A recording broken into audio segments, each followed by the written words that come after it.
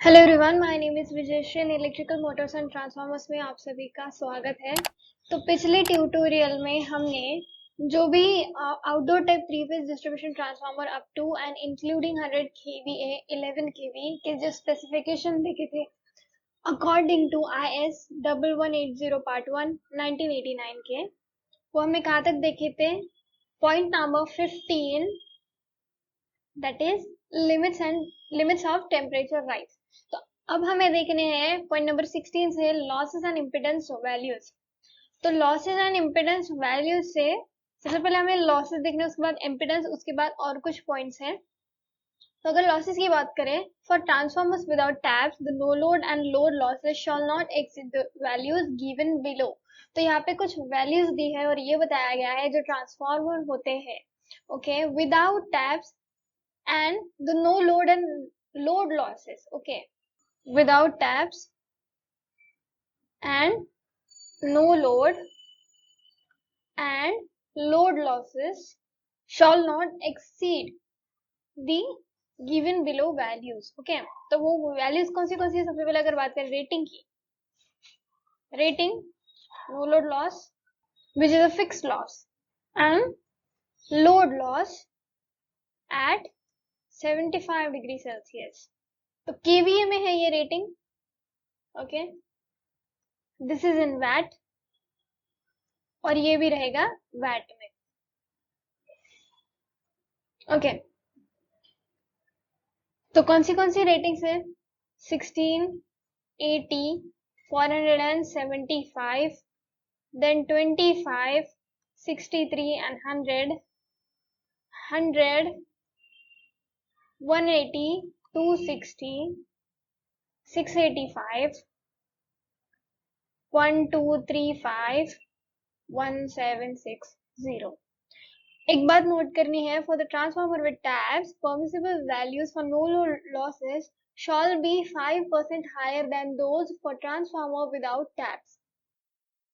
तो जो transformer without taps होते हैं उनसे 5% ज्यादा होनी चाहिए नो लोड लॉसेस, ओके। यानी कि जो परमिसिबल वैल्यूज है उनकी बात हो रही है, तो वो 5% ज्यादा हायर हो सकते हैं for transformer with taps. The values of load losses given here shall be applicable to such transformers at principal tapping. Okay, then उसके बाद अब हमें देखना है impedance। तो impedance में the recommended impedance at 75 degree Celsius is 4.5%। क्या होना चाहिए? is 4.5%, okay। then उसके बाद आता है tolerances। Then the next is tolerances. The tolerances on electrical performance excluding losses. क्या बोला गया है? The tolerance on electrical performance excluding losses shall be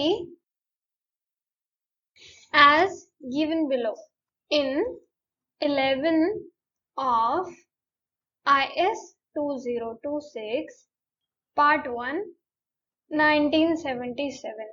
तो जो टॉलरेंस है इलेक्ट्रिकल परफॉर्मेंस पे, ओके, एक्सक्लूडिंग लॉसेस, तो लॉसेस इसमें एक्सक्लूड किए गए हैं, okay, shall be as given in 11 of IS 2026 part 1 1977। तो इन स्टैंडर्ड के हिसाब से टॉलरेंस की वैल्यू, टॉलरेंस जो है हमें देखना है। उसके बाद आता है ability of transformers to withstand external short circuit, okay। The performance of transformer under external short circuit conditions shall be in accordance with 8 and 9 of IS 2026 part 1 1977। तो यहाँ पे बोला गया है the performance of transformer under short circuit conditions। तो short circuit condition में जो transformer का परफॉर्मेंस है, ओके, वो किसके हिसाब से होना चाहिए? in accordance with 8 and 9 of IS 2026 part 1 1977।